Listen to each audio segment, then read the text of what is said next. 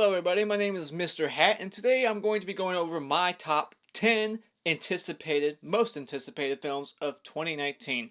We just got done with 2018, we had a lot of good films, I didn't see too many, but I'm going to see a lot more this year, and what are the 10 that I'm looking forward to the most? Well, here's my list. But as I'm going through this list, I just want you to know that only like the top 3 or 4 are movies that I'm actually like really anticipating on seeing, like even diarrhea wouldn't keep me from seeing it. I would like shit my pants in the theater. Those are the movies I want to go see. But like 5 through 10 are movies that don't pay attention to the order. I just kind of like listed them randomly. There's not really one that I anticipate more than the other. I just kind of randomly threw them there. But the top 3 or 4, those are movies in that order that I most anticipate. Alright? Just keep that in mind. So, number 10 is going to go to the M. Night Shyamalan movie that's coming out in a week or two called Glass. I haven't seen Unbreakable yet. That movie flew under the radar for me when I was growing up. I never heard about it, but my parents have seen it, but I haven't seen it.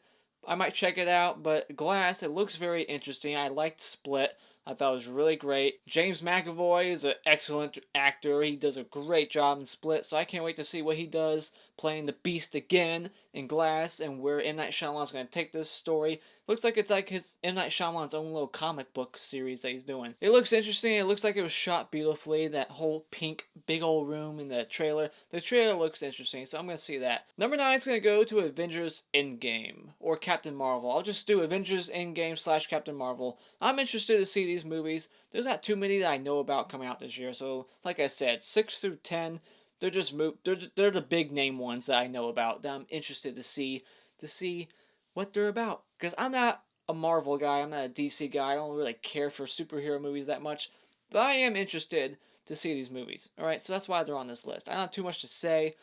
I didn't even see Infinity War, so I know that half the universe died because of a snap of a finger or something. Some sort of stone. I don't know. But just because I don't like superhero movies doesn't mean I'm not going to go see them. But I am interested to see these movies. So those two are my number 9, because they're basically the same thing, right? Superheroes. Number 8 is going to go to The Joker. I think this movie has a release date for October.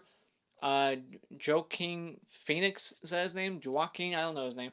He's going to be playing the Joker. I've already seen like footage being dropped, like photos, and I think they might have released the scene. I'm not sure.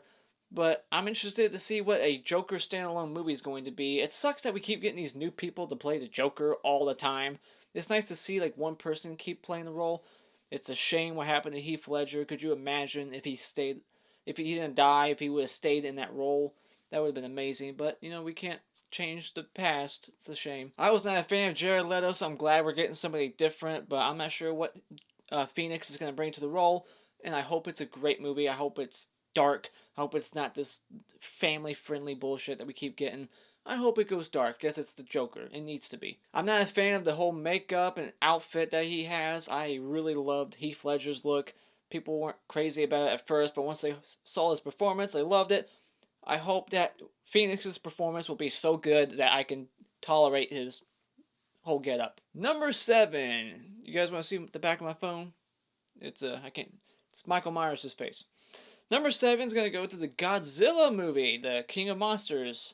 It's a sequel to the 2014 one, just called Godzilla. And I actually had a very bad theater experience watching that movie because someone was kicking the back of my seat every 2 fucking minutes. I haven't even seen that movie since. But this movie looks like it has a very badass, like, monster fight in the second half of the movie. I hope we get to see more Godzilla in this movie than the first one. We barely saw anything. That was the big complaint that people had with the 2014 version of Godzilla, was there wasn't enough Godzilla. I hope they fix that in this one. And I'm interested to see how the CGI will hold up in this movie, if it's good, like Aquaman. And I just hope that it's not too boring, you know, because Bryan Cranston's not going to be in this one. He was probably like the saving grace of the other one. He was good. But I hope that this movie isn't boring and it's not too ridiculous. I hope there's not a bunch of weird comedy inserted. Hope it stays serious. The trailers make it look like it's supposed to be like suspenseful and like serious, so I hope that that's what we get. Number 6, and this is on my list because I am a Liam Neeson fan. I love the Taken movies and anything that Liam Neeson does since the first Taken.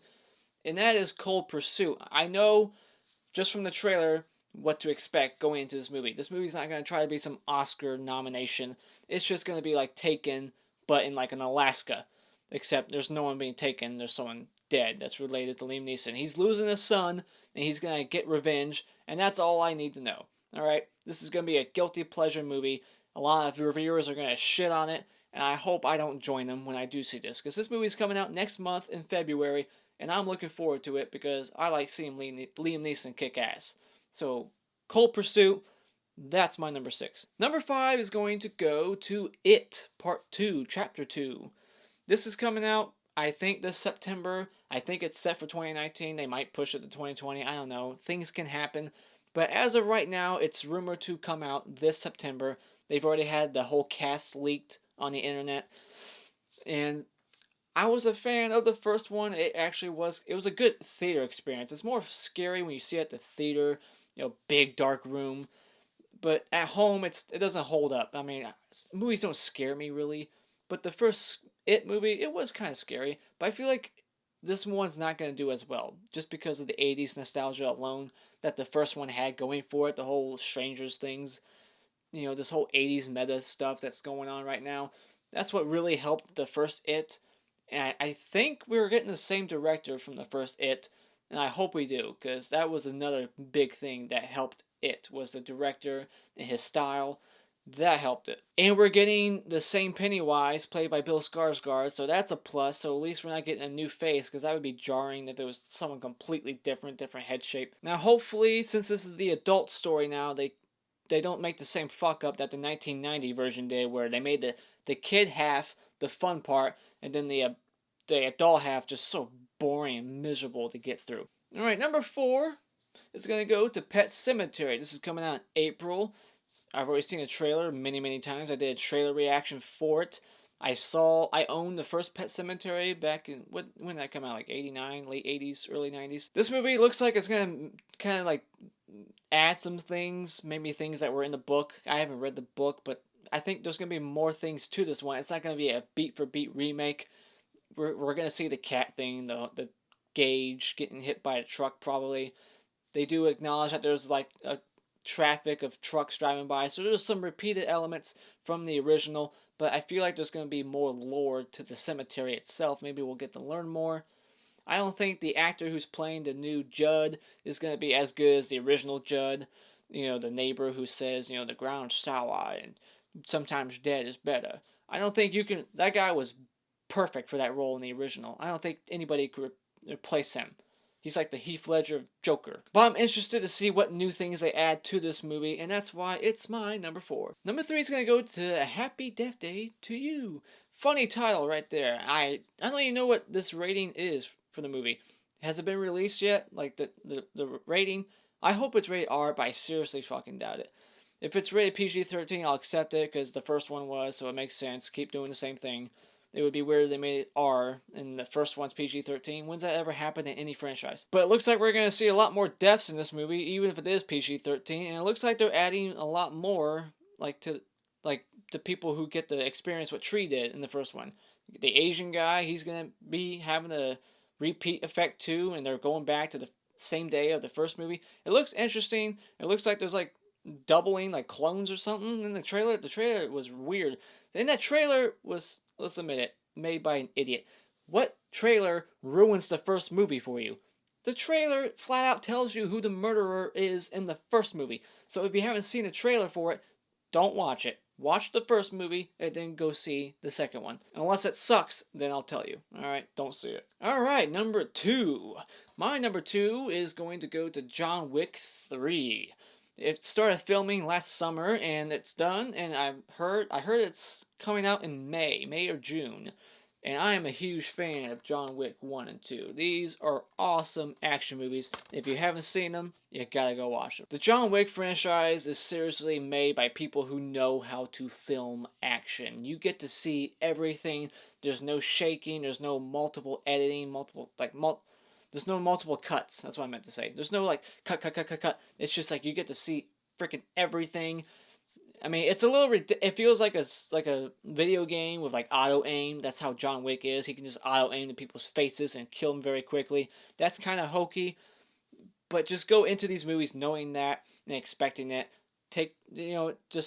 Don't think this is realistic at all, because they're not. They're just supposed to be fun, and they're really fun. Keanu Reeves is basically the modern icon of action. You know, in the 80s, you had Stallone and Stallone, Schwarzenegger, and Bruce Willis. Those are the big three. Jean-Claude Van Damme, all those people. Now we got Keanu Reeves. But I'm very hyped for this movie. I can't imagine what they're going to do, because the second movie led up to this big, you know, like the whole world is basically, it's going to be like John Wick versus the world. And so I'm expecting something big and climactic.